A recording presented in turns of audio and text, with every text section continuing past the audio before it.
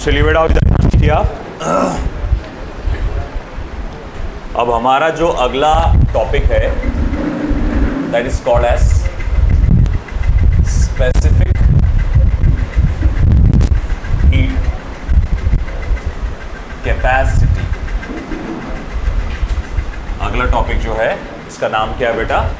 Specific heat capacity. असल में हम यहाँ पर उन फैक्टर्स पे फोकस करेंगे जिसमें टेम्परेचर बढ़ाने के लिए हीट की रिक्वायरमेंट होगी, है ना। मतलब समझा नहीं बोले से कैसा?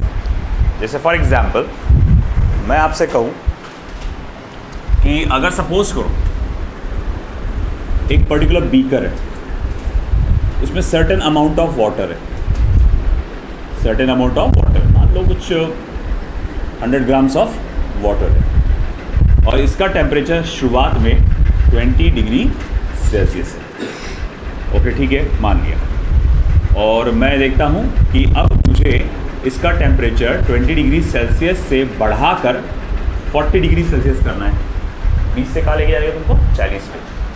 और मान लो कि यहाँ से यहाँ जाने के लिए तुमको टाइम लग जाता है T1। यहाँ से यहाँ जाने के लिए टाइम लग जाता है T1। क्या खोल दो बेटा दरवाजा। हाँ, कितना टाइम लग जाता है? T1। अब मुझे आपसे एक सवाल है कि अगर सपोज करो मैंने इसका अमाउंट डबल कर दिया, इसका अमाउंट मैंने डबल कर दिया, अब ये 100 ग्राम के जगह हो जाएगा 200 ग्राम। 100 ग्राम की जगह कितना हो गया? 200 ग्राम। तो मुझे एक बात बता, यही टेम्परेचर बढ़ाने के लिए 20 डिग्री सेल्सियस से 40 डिग्री सेल्सियस तक टेम्परेचर ले जाने के लिए तेरे को सेम टाइम लगेगा क्या? तुमको टाइम सेम लगेगा क्या? फिर ज़्यादा लगेगा, तुमको इसका डबल हो जाएगा टाइम। क्यों? क्योंकि मास डबल हो गया। तो तुम्हारा ये समझ में आया कि एक टेम्परेचर बढ़ाने के लिए जो हीट की रिक्वायरमेंट है वो डिपेंड काय पे करती है? मास पे। वो काय पे डिपेंड करती है? मास पे। बात समझे कि नहीं समझे? है ना, कि अगर तुम्हारा मास ज़्यादा होगा तो उसको टेम्परेचर बढ़ाने के लिए हीट ज़्यादा लगेगी, मास कम होगा तो टेम्परेचर बढ़ाने के लिए हीट कम लगेगी, आया ना? लेकिन वैसे ही अगर मैं कहूँगा चलो ठीक है, मैं कहूँगा कि अगर मुझे टेम्परेचर की रेंज बदलना है, मतलब मैं मास को इस बार फिक्स रखूँगा, मास बदलने वाला मैं नहीं। पहले मैंने टेम्परेचर 20 डिग्री सेल्सियस से बढ़ाया था, 20 से 40 पे गए थे ना। अब मैं जो बढ़ा रहा हूँ टेम्परेचर वो 40 डिग्री सेल्सियस से बढ़ा रहा हूँ। मतलब कैसा कि आप पहले 20 से 40 पे गए थे, अब आपको 20 से 60 पे जाना है। मुझे अब बताइए आप बेटा कि अब जो हीट की रिक्वायरमेंट रहेगी बराबर पहले जितनी रहेगी या पहले से ज़्यादा रहेगी? ज़्यादा। अरे भाई मुझे एक बात बता, सीधा सादा लॉजिक से सवाल करता हूँ मैं। आपको 20 से 40 पे ले जाने के लिए जो टाइम लगेगा और 20 से 60 पे ले जाने के लिए जो टाइम लगेगा, क्या सेम टाइम लगेगा? क्या ज़्यादा टाइम कब लगेगा? 20 से 60 पे जाना, 20 to 60 डिग्री सेल्सियस पे जाने के लिए जो आपको टाइम लगेगा वो ज़्यादा लगेगा। ये हमारे दिमाग में बैठ जाता है, इतना सा कॉमन सेंस की बात है। मैं बोलूँगा क्यों? क्योंकि तुमको ज़्यादा टेम्परेचर बढ़ाना है। तो इसका मतलब तुमको ज़्यादा टेम्परेचर बढ़ाना है तो तुमको ज़्यादा देर तक के गर्म करना पड़ेगा। तुम ज़्यादा देर तक गर्म कर रहे हैं मतलब वो ज़्यादा हीट एब्जॉर्ब कर रहा है ना। तो इसका मतलब ये हुआ कि हम लोग कहेंगे कि आपका रिक्वायरमेंट ऑफ हीट इस बात पे भी डिपेंड करता है कि आपका टेम्परेचर आपको कितना बढ़ाना है। एक तो किस पे डिपेंड कर रहा था? मास पे। दूसरा क्या डिपेंड कर रहा था? आपके टेम्परेचर कितना बढ़ाना है। एक मिनट, होल्ड ऑन। हेलो वालेकुम, आप आ जाओ क्लास में, उसके थोड़ी देर बाद बताता हूँ मैं। मतलब अभी टाइम क्या हुआ? 11 बजे तक के आ जाओ। हाँ ठीक। तो देखो डेल्टा क्यू ये जो डिपेंड करता है ऑल्सो चेंज इन टेम्परेचर पे भी डिपेंड करता है। ओके ठीक है, इसके अलावा भी कुछ मैटर करता है क्या हीट की रिक्वायरमेंट? जी हाँ, एक और चीज़ मैटर करती है, टाइप ऑफ मटेरियल। है ना, टाइप ऑफ मटेरियल। जैसे कि फॉर एग्जांपल मैंने सेम क्वांटिटी में अगर ये भी 100 ग्राम है, ये भी 100 ग्राम है ना, मगर यहाँ पर वाटर था, यहाँ मिल्क था, इसका टेम्परेचर तुमको 20 डिग्री सेल्सियस से बढ़ाना है,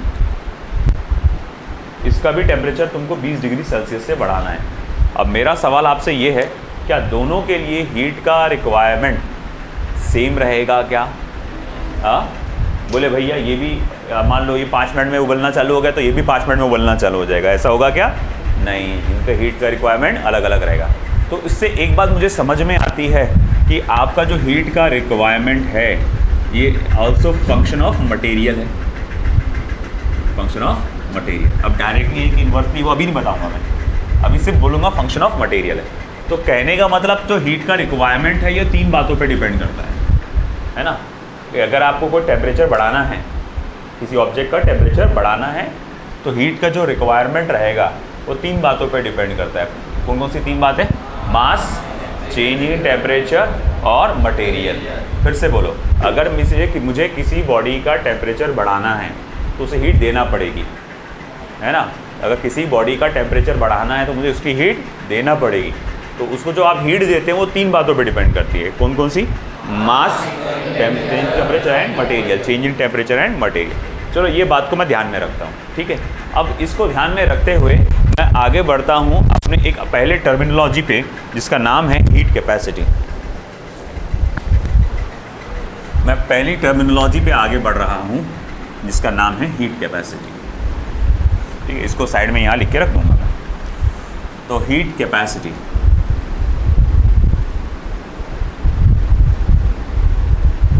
heat capacity, heat capacity generally जिसे कैपिटल एस या कैपिटल एच से रिप्रेजेंट किया जाता है ना। जनरली कैपिटल एस से रिप्रेजेंट किया जाता है, इसे हम लोग कहते हैं हीट कैपेसिटी। हीट कैपेसिटी क्या है? Amount of heat required, amount of heat required to raise the temperature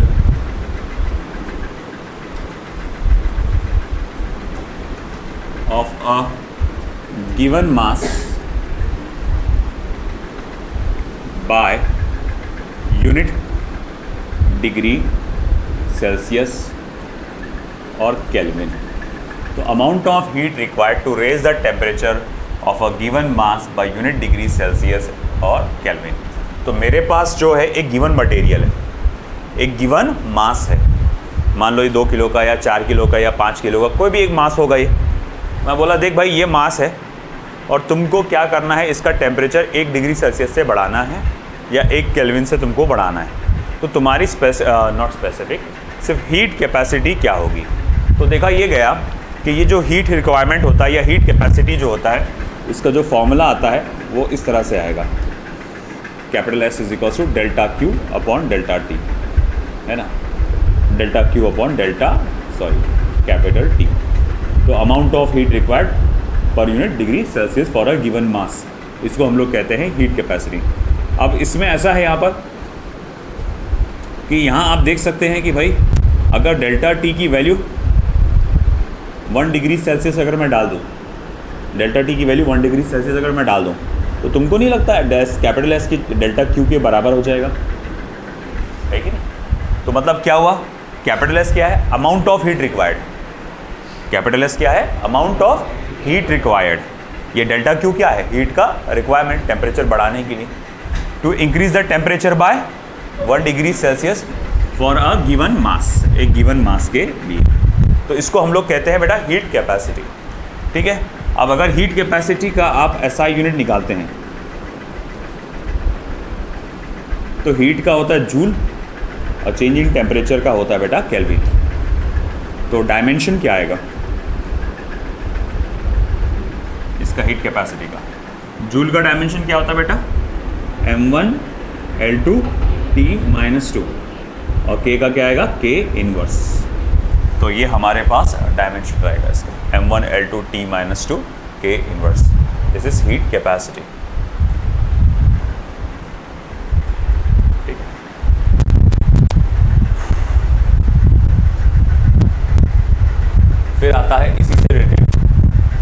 specific heat capacity.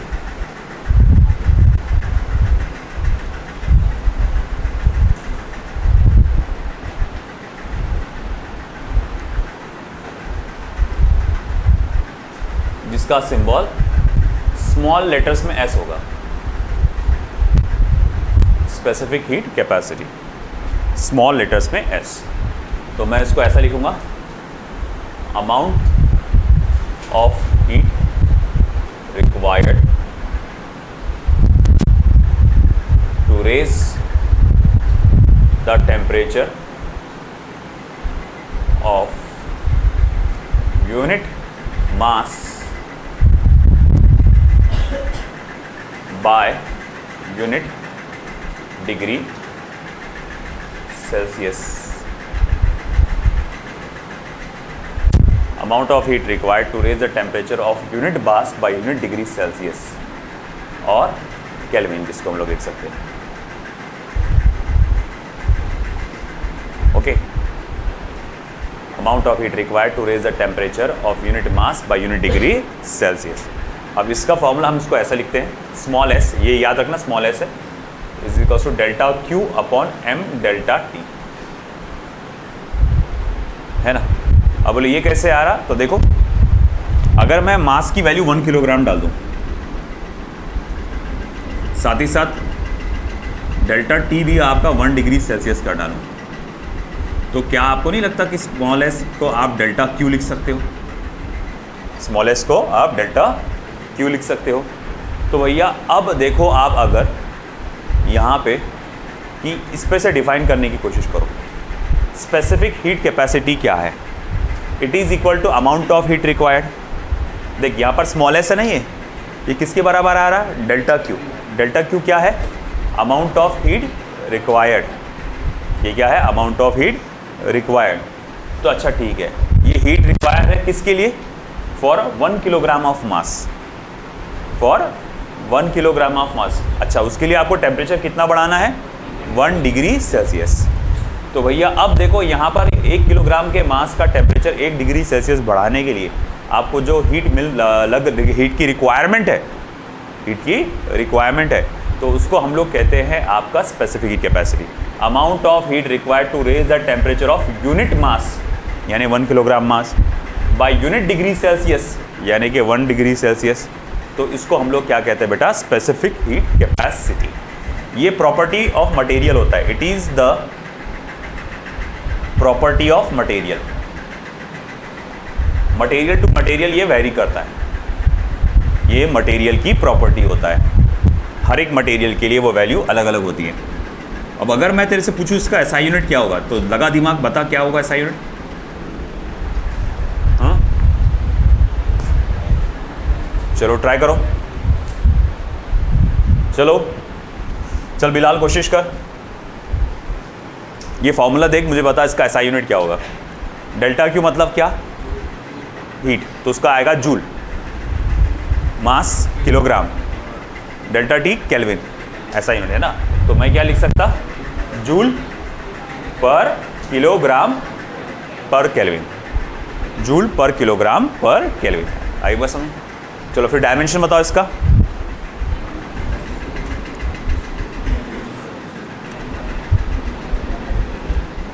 करो कोशिश,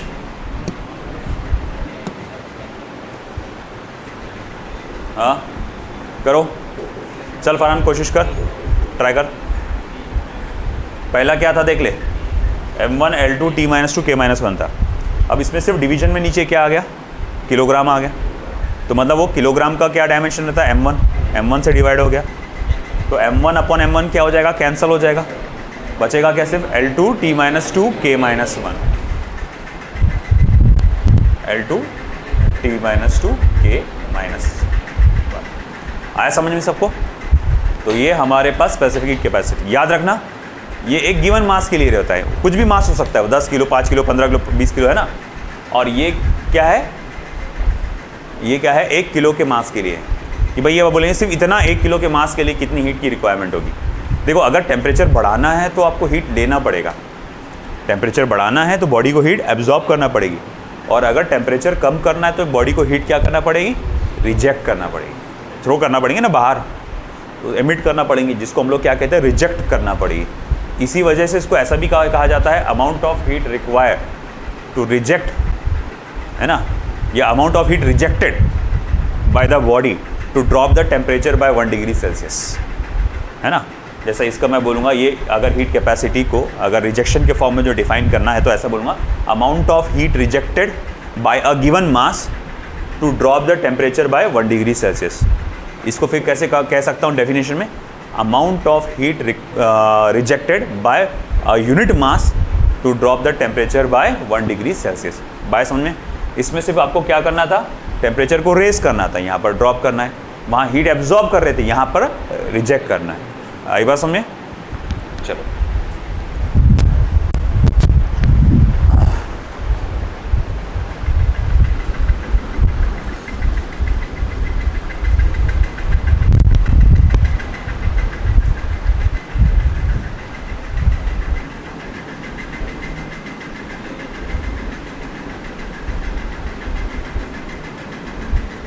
साइड पे लिख के रख लेना, that is delta Q is equals to M S delta T. ये हीट का रिलेशन। अब देखो यहाँ पर डायरेक्ट रिलेशन पता चलता कि रिक्वायरमेंट ऑफ हीट 3 बातों पे डिपेंड करती है। एक है मास, एक है मटेरियल, स्पेसिफिक कैपेसिटी मटेरियल पे डिपेंड करता अपन ने बोले थे, है ना। तो मटेरियल की स्पेसिफिक कैपेसिटी और चेंज इन टेम्परेचर, ये 3 बातों पे डिपेंड करता है। अब देख भाई, मामला ठीक है यहाँ तक। अगर अपन लिक्विड की बात कर रहे हैं, किसी सॉलिड की बात कर रहे हैं, तो उसमें ठीक रहेगा। अगर मान ले एक डब्बे में मैंने एक गैस बंद करके रखा, कोई भी गैस बंद करके रखा डब्बे में, और मैं उसको हीट कर रहा हूँ उसको टेम्परेचर बढ़ाने के लिए। अब मैं बोल रहा हूँ कि भाई ठीक है, फिर से वो डब्बे में जो कितनी हीट की रिक्वायरमेंट होगी वो स्पेसिफिक हीट कैपेसिटी कैलकुलेट करो। मसला क्या है, डब्बे में जो गैस बंद होगी उसका जो मास होगा वो बहुत ही ज़्यादा कम होता है कि नहीं। तुम अगर मैं मान लो कि ऐसी डब्बा ऐसा बना के बोलो, हाँ देख भाई अंदर हवा बंद कर दिया, अब मैं बोलूँगा इसका मास कितना होगा, तुमको लगता है ये 1-2 किलो का मास होगा, है ना। छटक भर का भी मास नहीं होगा, तो क्या इतना सा मास गिन के क्या फ़ायदा। तो जब गैस की बारी आती है, भाई गौर से सुनना, बहुत पते की बात बोल रहा हूँ मैं, जब किसकी बारी आती है, गैस की, किसकी बारी आती है, गैस की। जब यही मामला हीट का रिक्वायरमेंट या हीट का रिजेक्शन, हीट का रिक्वायरमेंट टेम्परेचर बढ़ाने के लिए, हीट का रिजेक्शन टेम्परेचर को ड्रॉप करने के लिए, जब मैं गैस के लिए स्टडी करता हूँ, किसके लिए बेटा, गैस के लिए। अरे बोलो भाई किसके लिए, गैस के लिए। तो मैं अब थोड़ा सा डेफिनेशन बदल देता हूँ, क्योंकि अब मैं मास को नहीं देखूंगा, मैं मास को नहीं देखूंगा गैस की। फिर गैस की किस चीज़ को देखूंगा, मैं नंबर ऑफ मोल्स को देखूंगा, कि मैं देखूंगा कितने नंबर ऑफ मोल्स यहाँ पर मौजूद है गैस के। तो जैसे कि अब अगला टॉपिक जो मेरे सामने आने वाला है, अगला जो फिजिकल क्वांटिटी मेरे सामने आने वाला है, वो है molar specific heat capacity.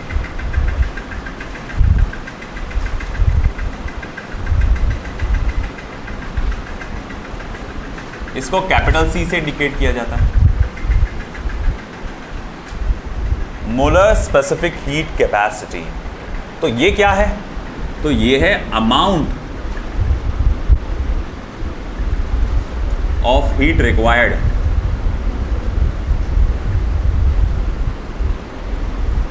To raise the temperature of given of unit mole of gas by unit degree Celsius. Okay, फिर मैं बोलूँगा देखो ये कैसा है कि भाई यहाँ पर मैं बोलूँगा हीट का रिक्वायरमेंट अगेन यहाँ किन किन बातों पे डिपेंड करता है। तो आप बोलेंगे सर नंबर ऑफ मोल्स पे डिपेंड करता है। तुमने अगर ज़्यादा गैस ले लिए तो उसको हीट की रिक्वायरमेंट ज़्यादा लगेगी टेम्परेचर बढ़ाने के लिए। साथ ही साथ तो एक और बात पे डिपेंड करता है, बोले वो क्या है, चेंजिंग टेम्परेचर पे डिपेंड करता है। हाँ बोले ये बात पे भी डिपेंड करता है। तो इन दोनों को साथ में मैं क्या लिख सकता हूँ, delta Q is directly proportional to mu delta T. हाँ भाई, फिर मैं बोलूँगा कांस्टेंट ऑफ प्रोपोर्शनैलिटी क्या आएगा, तो कांस्टेंट ऑफ प्रोपोर्शनैलिटी आता है सी म्यू इंटू डेल्टा टी। तो फॉर सी को क्या लिख सकता हूँ मैं, delta Q upon mu into delta T, delta Q upon mu into delta T, है ना। तो इस तरह से लिख सकता हूँ। अब तुम खुद देखो यहाँ पर म्यू इज इक्वल्स टू, अगर मैंने 1 मोल डाल दिया और delta T is equals to मैंने क्या डाल दिया 1 डिग्री सेल्सियस या 1 केल्विन डाल दिया, तो तुमको नहीं लगता जो C है वो डेल्टा Q के बराबर हो जाएगा, है ना। C क्या है यहाँ पर, मोलर स्पेसिफिक हीट कैपेसिटी, तो वो किसके बराबर है, हीट रिक्वायर्ड के लिए, heat required of 1 mole of gas, और उसका टेम्परेचर कितने से बढ़ाना है आपको 1 डिग्री सेल्सियस से। आई बात समझ में आपको, ठीक है। तो इस हिसाब से हम लोग ने देखा ये हमारे पास मोलर हीट कैपेसिटी या sorry molar specific heat capacity का फॉर्मूला है। अब चलो ठीक है, मेरे पास मोलर स्पेसिफिक हीट कैपेसिटी का फॉर्मूला तो आ गया। अब मैं आपसे पूछूंगा कि भाई मोलर स्पेसिफिक हीट कैपेसिटी का SI यूनिट और डायमेंशन क्या आएगा वो बताओ।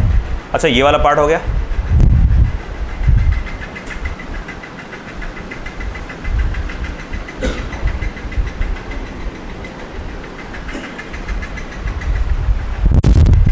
चलो बताओ मुझे क्या आएगा SI यूनिट, ट्राई करो, कोशिश करो।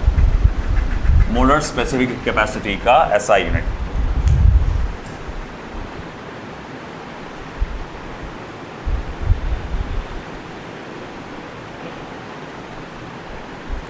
डेल्टा Q का क्या आएगा joule, mu number of moles, तो उसका SI यूनिट क्या था मोल, डेल्टा T केल्विन, तो joule per mole per kelvin, है ना। चलो डायमेंशन बताओ।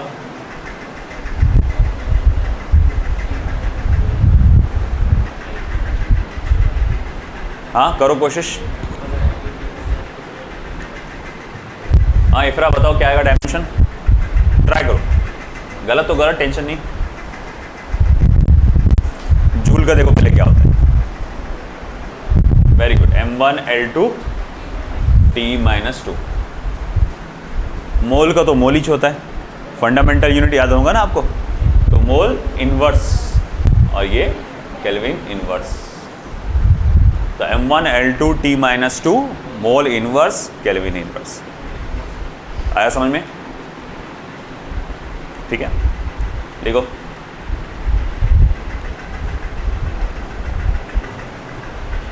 अब ऐसा है कि मोलर स्पेसिफिक हीट कैपेसिटी को जब भी हम स्टडी करते हैं तो उसको क्लासिफाई करते हैं 2 भाग में, molar specific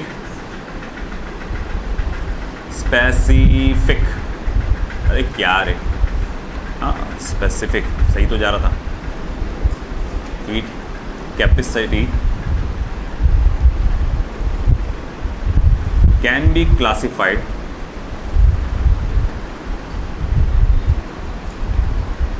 in 2 conditions.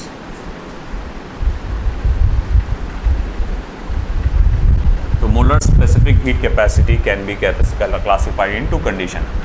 Number 1 at constant volume,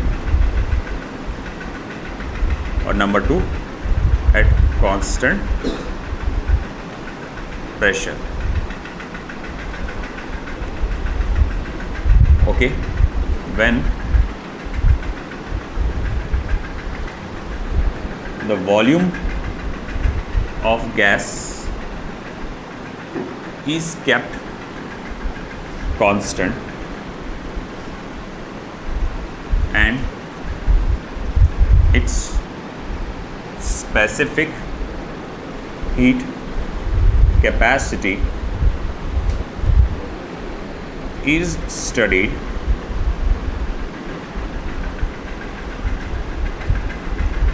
then it is called as molar specific heat capacity at constant volume, molar specific capacity at constant volume. इसको आप CV के फॉर्म में लिखते हैं, फॉर्मूला तो वही आएगा delta Q upon M into delta T, है ना। बस इसमें इतना बात ध्यान में रखना है कि यहाँ पर वॉल्यूम कांस्टेंट है, फॉर्मूला वही है, कुछ नहीं है, बस C के आगे सफिक्स V लग जाता है और कुछ खास नहीं।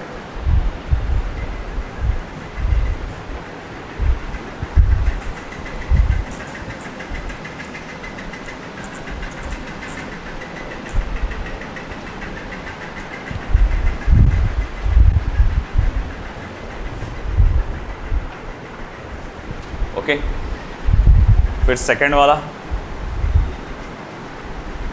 When the pressure of gas is kept constant and its specific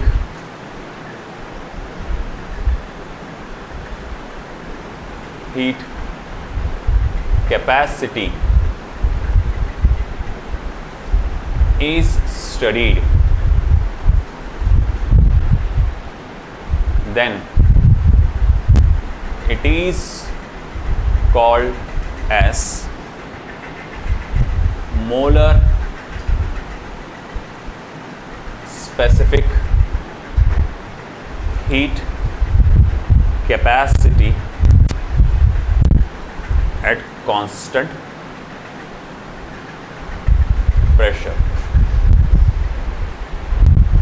और उसके लिए हम लोग ऐसा लिखते हैं Cp is equal to delta Q m into delta T. Pressure यहाँ पर कांस्टेंट रहेगा, Cp के हिसाब से ऐसा लिखा जाता है। लिखिए,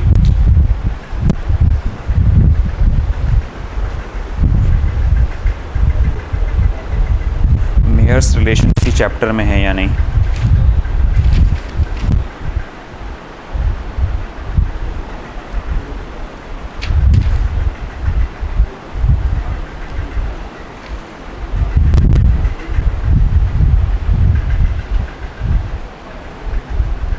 हुआ?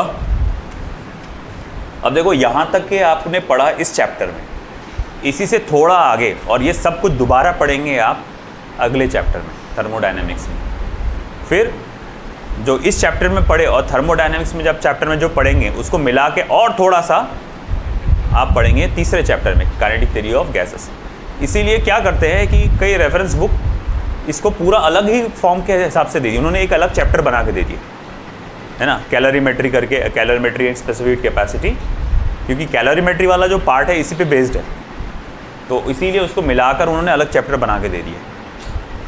वो भी सही है उनके हिसाब से, बट हम लोग एनसीईआरटी को फॉलो कर रहे स्ट्रिक्टली, तो हम एनसीईआरटी के सीक्वेंस में ही लेंगे और जो जितना एनसीईआरटी में दिया है वैसा ही लेंगे। इधर का हो गया।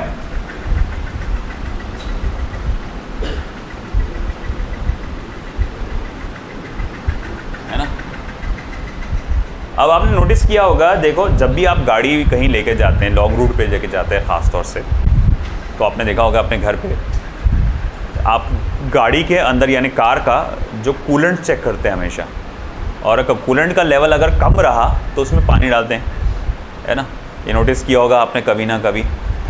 तो वैसे हमारे बाइक्स के लिए इतना कूलेंट अभी फ़िलहाल नहीं लगता क्योंकि वो शॉर्ट रूट चलते हैं वो, मगर जो ज़्यादा लॉन्ग रूट के लिए बाइक्स रहते हैं तो उसको कूलेंट आजकल उसमें भी आ रहा है, हाई स्पीड जो बाइक्स है उसमें भी कूलेंट आ रहा है। तो ऐसा है कि कूलेंट के लिए सबसे बेहतर नेचुरली जो अवेलेबल चीज़ है, नेचुरली वो पानी को माना जाता है। इसीलिए काफ़ी जगहों पे, इवन यहाँ पर थर्मो न्यूक्लियर रिएक्टर्स जो होते हैं, है ना, जहाँ पर न्यूक्लियर रिएक्शन से एनर्जी पैदा की जाती है, वहाँ पर भी कूलेंट के तौर पे पानी को ही इस्तेमाल करते हैं। पानी एक ज़बरदस्त कूलेंट है ना। क्यों ऐसा? क्योंकि वो बहुत ज़्यादा हीट एब्जॉर्ब करता है अपने टेम्परेचर को बढ़ाने के लिए, है ना। इसका ये फ़ायदा होता है कि आसानी से उसका टेम्परेचर बढ़ता नहीं, उसके टेम्परेचर बढ़ाने के लिए बहुत ज़्यादा हीट की रिक्वायरमेंट होती है, यानी उसका स्पेसिफिक हीट कैपेसिटी का वैल्यू क्या होता है, बहुत ज़्यादा होता है। नेचुरली अवेलेबल चीज़ों में सबसे ज़्यादा होता है नेचुरली। हाँ, फिर बाद में वो अपन ने केमिकल्स डाल के वो करके उसको और लेवल बढ़ा दिया अपन ने उसका। जैसे आप बोल रहे होंगे सर मगर हम तो जब गाड़ी में डालते तो स्पेशली कूलेंट आता, वो हरे कलर का या ऑरेंज कलर का रहता है ना। बोले फिर वो कैसा? तो वो नेचुरली नहीं है ना, उसको केमिकली उसको अपन ने बनाया वैसा। नेचुरली अवेलेबल है क्यों? नहीं, नेचुरली अवेलेबल चीज़ों में पानी की, वो नहीं रहा तो क्या करते फिर अपन? पानी का इस्तेमाल करते अपन, है ना। वो नहीं रहा तो ये कुछ बातें हम लोग को नोट पॉइंट्स करके लिखना है, तो लिखते जाएंगे।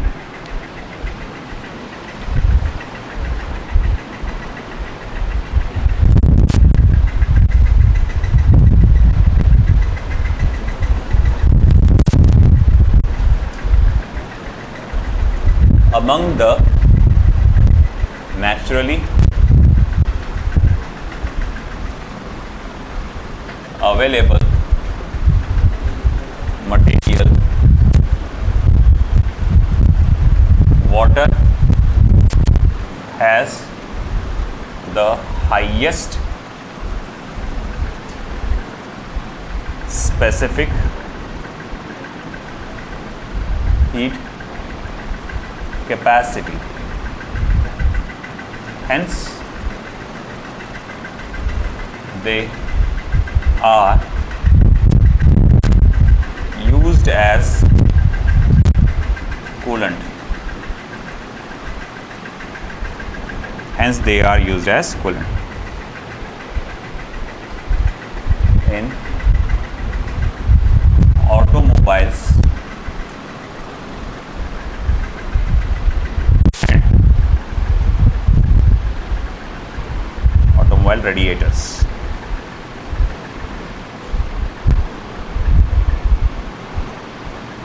As well as heater in hot bags. ठीक है. Next,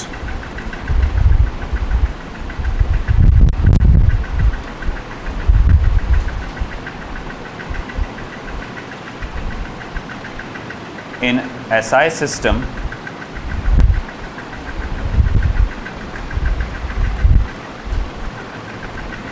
specific heat capacity of water can be given as 4186 joule per kilogram per degree Celsius. Approximation में 4200 जूल पर किलोग्राम पर डिग्री अप्रॉक्सीमेशन में.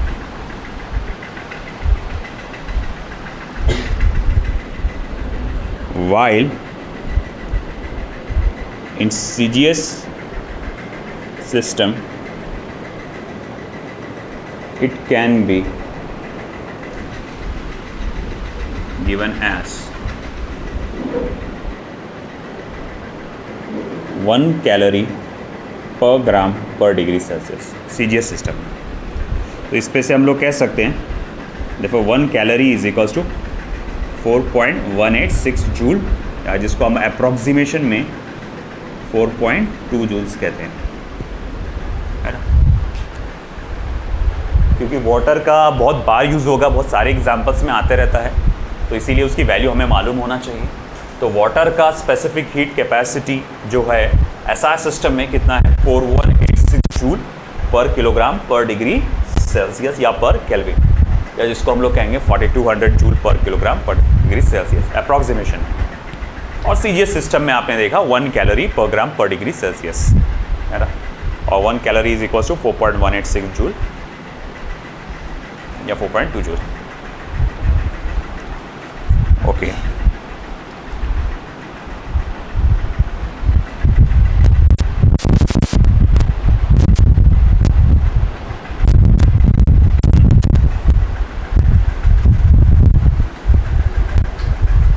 For monoatomic gas,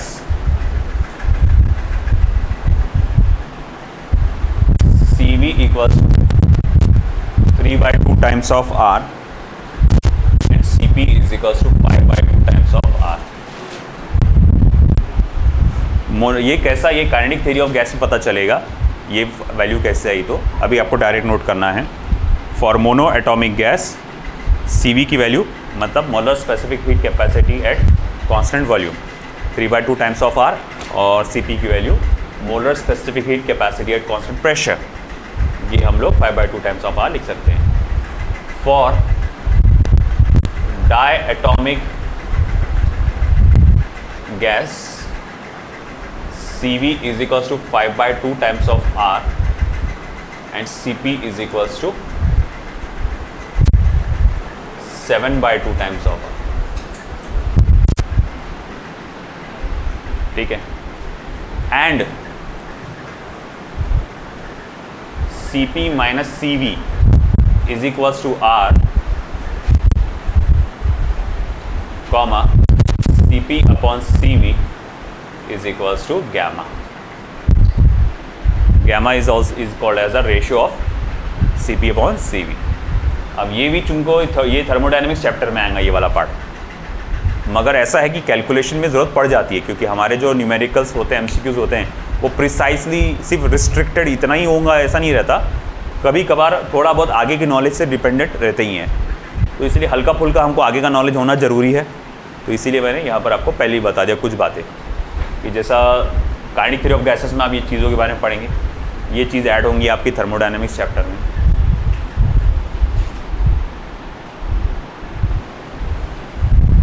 जहाँ पर आप जानते हैं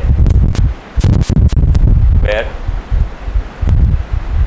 R is equals to 8.314 joule per mole per kelvin. Fourth point,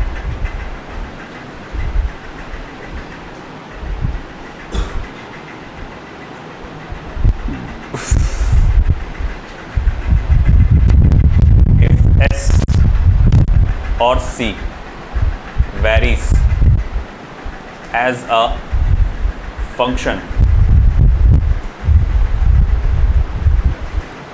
of temperature, if S or C varies as a function of temperature, तो मैं यहाँ लिख सकता हूँ therefore delta Q is equals to integration ms dt T1 to T2, or delta Q is equals to integration mu c dt T1 to T2.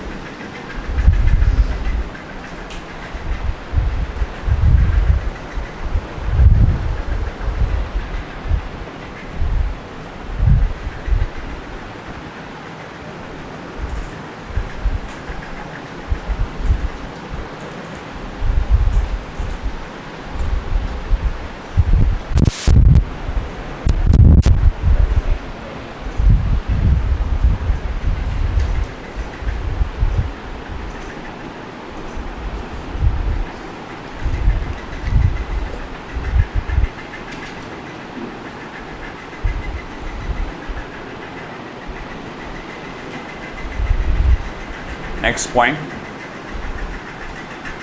specific heat capacity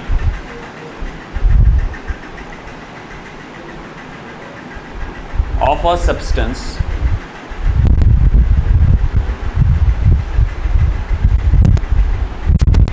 when it melts or it boils at constant temperature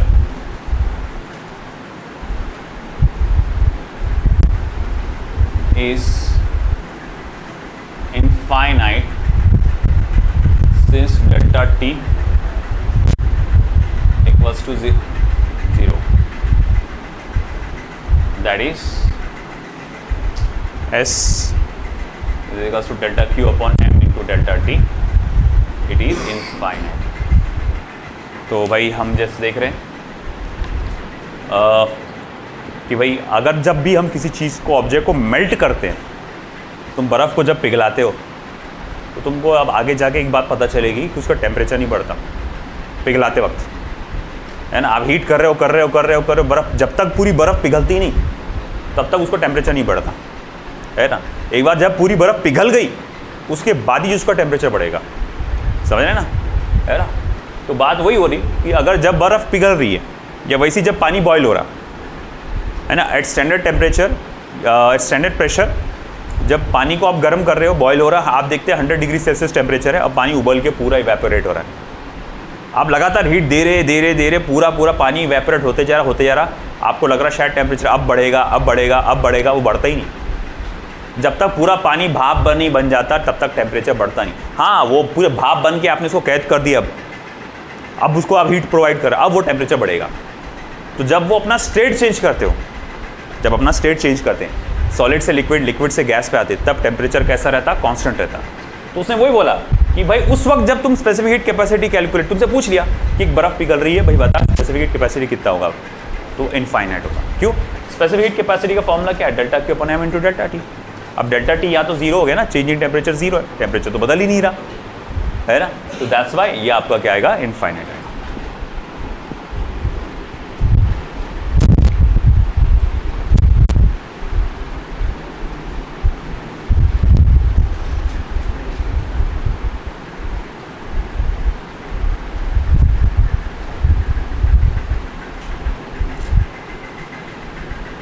The specific heat capacity of a substance when it undergoes adiabatic change is zero since delta Q equals to zero। आने वाले chapter में जब आप पढ़ेंगे adiabatic process के बारे में, तो आपको पता चलेगा कि एडियाबैटिक प्रोसेस में डेल्टा क्यू जीरो रहता है। अब अगर मैं कहूँगा स्पेसिफिक हीट कैपेसिटी का फॉर्मूला क्या है? Delta Q upon M into delta T. अब अगर तुम्हारा डेल्टा क्यू ही जीरो, तुमको नहीं लगता स्पेसिफिक हीट कैपेसिटी भी जीरो ही होगा? लिख लो।